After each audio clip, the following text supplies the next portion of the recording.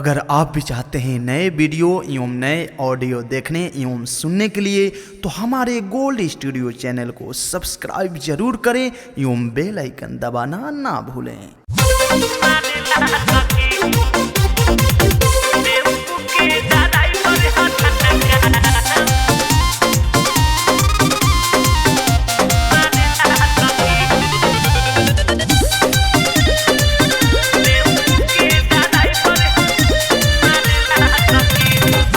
सखी कमर क दिला चल चरे दुनु जो बनावा के बुझे कल चरे सखी कमर क दिला चल चरे दुनु जो बनावा के बुझे कल चरे गोदी में बैठा के जब उघा दिला सखी याद मोरा टेम्पू के ड्राइवर ह झटका हमारा सखी याद मोरा टेम्पू के ड्राइवर ह झटका हमारा सखी म्यूजिक बाय अभिषेक गुप्ता।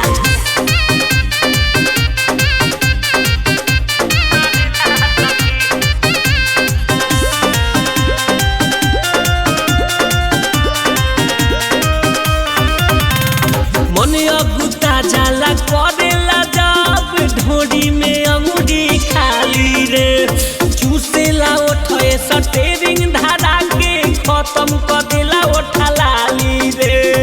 अरे का कहिए मने गुता जाला करेला जब ढोड़ी में अंगूरी खाली रे चूसेला उठे स्टीयरिंग धरा के खत्म कर देला उठा लाली रे।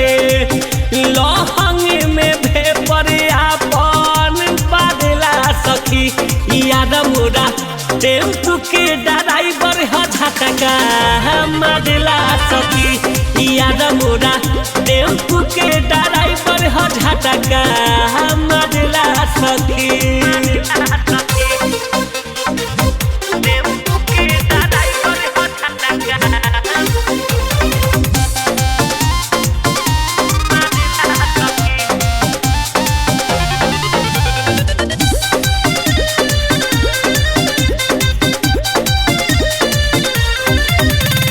विकास बेदर्दी के का कही अंती चोली में चाबी घुसा देता लागे नी कहरे धके सामान तब तो निशा चुसा देता।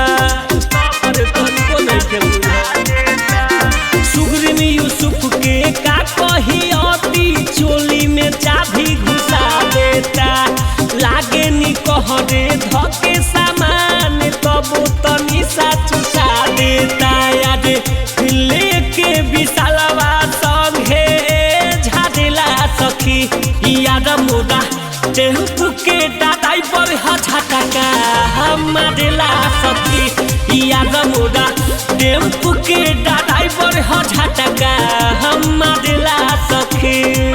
अरे जाए ना ती बात ये कबार देला।